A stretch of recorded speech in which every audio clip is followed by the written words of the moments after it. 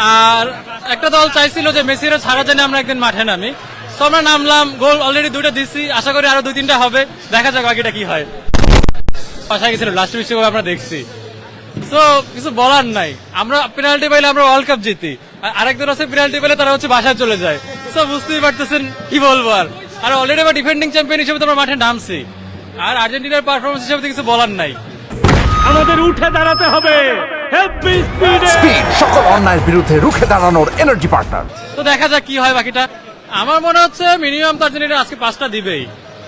Without a penalty impossible জেতা ওর জন্য। Last 2টা ম্যাচে কি ইয়া ছিল, পেনাল্টি এজন্য তো টাফ হইছে জেতা। কই টাফ হইছে? পেনাল্টি তো পারেন না, আপনাদের তো পেনাল্টি লাগে না, আমরা তো প্র্যাকটিসই করি না। পেনাল্টি আমরা প্র্যাকটিস করি না। পেনাল্টি ছাড়াই 7-1। তথাকথিত ছিল যে নেইমার পেনাল্টি কিং, কিন্তু নেইমার কোন পা দিয়ে পেনাল্টি করবে বলেন তো, তার 2টা পাই নাই।